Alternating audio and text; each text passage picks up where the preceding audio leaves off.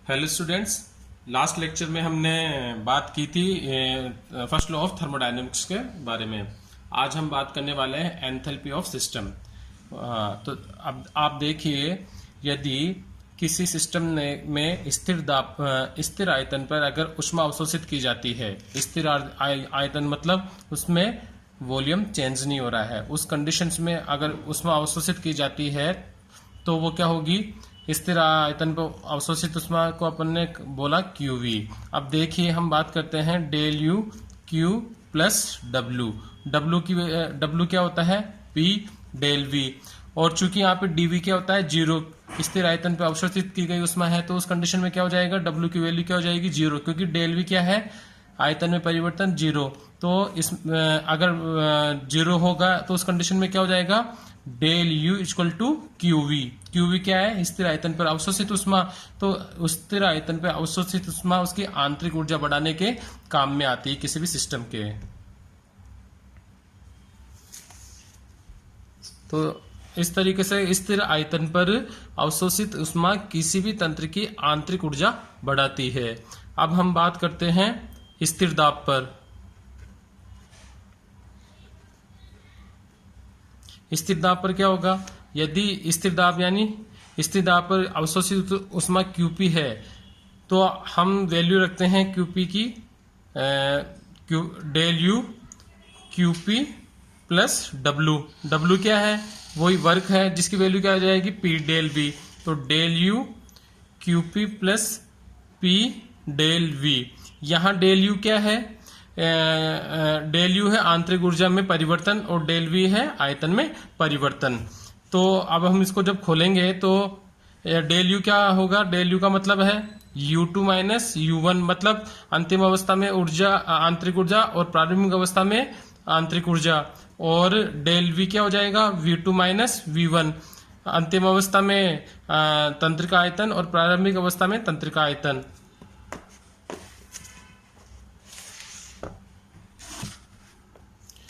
जब इनकी वैल्यू हम इक्वेशन में रखते हैं तो क्या मिलेगा अपने को? U2 माइनस U1 QP और plus P V2 minus V1। हम इसको समीकरण को खोलेंगे तो QP P V2 minus P V1। अगर मैं PV2 को इधर लेके जाऊं और U1 को इधर लेके जाऊं तो अपने पास क्या, और QP को अब यहीं रहने देता हूं और इनको इधर लेके आता हूं तो अपने पास क्या इक्वेशन मिलेगी? देखना, अपने पास इक्वेशन बन के आती है QP is equal to U2 plus PV2 minus U1 plus PV1। अब देखिए, यहाँ पर एक नई अपने को ऊष्मागति की राशि मिली है। अब इसकी बात करें तो ये अंतिम अवस्था के लिए है और ये प्रारंभिक अवस्था के लिए है। तो अब मैं कॉमन बात करूं तो हम अपने पास नई ऊष्मागति की राशि क्या आई है? U plus PV। और ये राशि क्या कहलाती है? ये राशि कहलाती है एंथैल्पी। मतलब एंथैल्पी क्या है? किसी भी तंत्र की कुल ऊर्जा है जो कि उसमें निहित आंतरिक ऊर्जा और दाब आयतन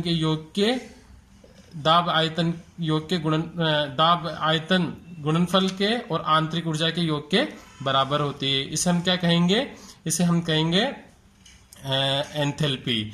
यदि मैं U2 प्लस PV2 को H2 से और U1 प्लस PV1 को H1 से रिप्लेस कर दूं तो अपने पास इक्वेशन क्या बनती है? QP is equal to H2 minus H1। मतलब स्थिर दाब पर अवशोषित ऊष्मा तंत्र की एंथैल्पी में परिवर्तन को दिखाती है। या QP इज इक्वल टू, हम क्या बोल देंगे इसको? Del H। मतलब स्थिर दाब में अवशोषित ऊष्मा किसको बता रही है? अपने को एंथैल्पी में परिवर्तन को दिखाती है। अब QP की वैल्यू, यदि जो इक्वेशन अपन ने लिखी थी del U QP plus P del V, यहाँ पे QP की वैल्यू डेल H यहाँ रखूं तो अपने पास क्या मिलेगा? Del U is equal to, यदि तंत्र के द्वारा कार्य किया गया हो तो अपने पास होता है QP minus P del V।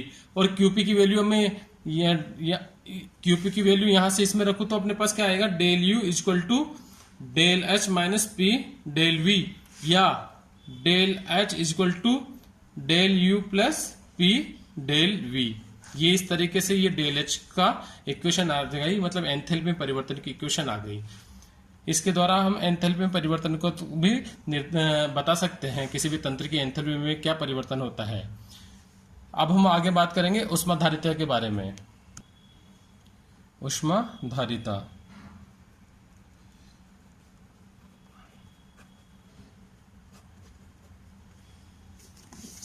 ऊष्माधारिता क्या होती है?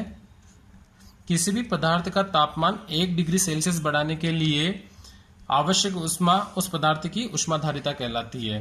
माना कि कोई सिस्टम 50 डिग्री सेल्सियस पे था, मतलब ये क्या हो जाएगा T1, और 60 डिग्री सेल्सियस बढ़ाना है उसको, ये हो जाएगा T2।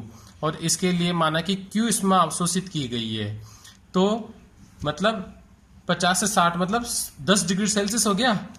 जब भी 50 से 60 डिग्री सेल्सियस तापमान बढ़ाने के लिए Q ऊष्मा अवशोषित की जाती है, तो 1 डिग्री सेल्सियस तापमान बढ़ाने के लिए क्या होगा? Q upon T2 minus T1। ये क्या हो जाएगी? ऊष्माधारिता का। और किसके द्वारा दर्शाते हैं इसको? C बार के द्वारा।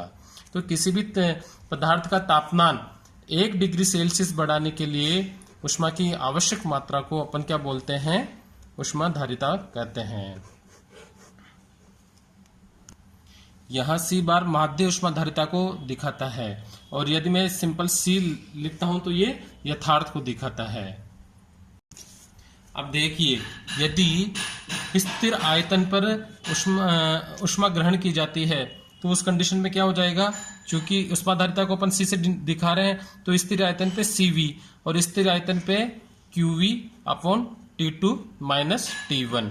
और हमने अभी पीछे देखा कि QV इक्वल टू क्या होती है? स्थिर आयतन पर अवशोषित ऊष्मा उसका केवल आंतरिक ऊर्जा में बढ़ाता है, तो QV क्या हो जाएगा? इक्वल टू डेल E, क्योंकि वर्क तो क्या हो जाएगा? 0। स्थिर आयतन डेल V इक्वल टू 0 जाएगा, तो वर्क तो 0 जाएगा, तो QV डायरेक्टली किसके प्रोपोर्शनल है? उसकी आंतरिक ऊर्जा के। तो अब हम इसको लिख सकते हैं ऐसे, CV QV की जगह क्या लिख दिया हम? Del E। तो del E T2 minus T1, या हम लिख सकते हैं CV del E upon del T। और ये किस पर है?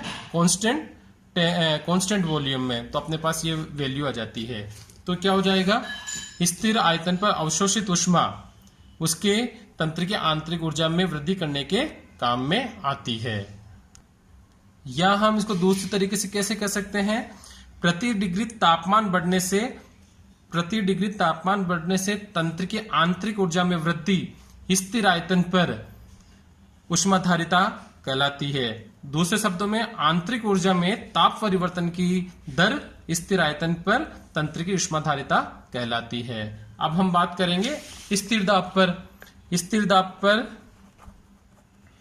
स्थिर दाब के लिए क्या हो जाएगा? CP और QP equal to T2 minus T1। अब QP क्या था अपना? हमने देखा था QP equal to del U plus P del V। ठीक है, तो जब मैं इसकी वैल्यू यहां पे रखता हूं तो अपने पास क्या आता है? और del U plus P del V क्या होता है? Del H। तो मैं क्या रख सकता हूं यहां पर? CP इक्वल टू, या तो रख दूं मैं del U plus P del V upon T2 minus T1, या मैं रख सकता हूं del E del H upon del T, del H upon del T at constant pressure पे। तो स्थिर दाब पर एंथैल्पी में ताप के साथ परिवर्तन की दर ऊष्माधारिता कहलाती है। या हम इसको इस तरीके से कह सकते हैं, प्रति डिग्री तापमान बढ़ने से तंत्र की एंथैल्पी में वृद्धि स्थिर दाब पर क्या कहलाती है? ऊष्माधारिता कहलाती है। अब देखिए, यहाँ जब हम स्थिर आयतन की बात करते हैं तो स्थिर आयतन पे अगर ऊष्मा अवशोषित की जाती है तो सीधा उसकी आंतरिक ऊर्जा वृद्धि करती है। लेकिन यदि स्थिर दाब पर अगर कुछ ऊष्मा अवशोषित की जाती है तो वो क्या करेगी? आंतरिक ऊर्जा में वृद्धि के साथ साथ कार्य भी करेगा। तो अगर समान आंतरिक ऊर्जा में वृद्धि करनी है तो हमें स्थिर दाब पर ऊष्मा ज्यादा ग्रहण करनी पड़ेगी, जब उसके आंतरिक ऊर्जा में समान वृद्धि करने के लिए, क्योंकि स्थिर दाब पर अवशोषित ऊष्मा आंतरिक ऊर्जा में वृद्धि के साथ साथ कार्य भी करती है।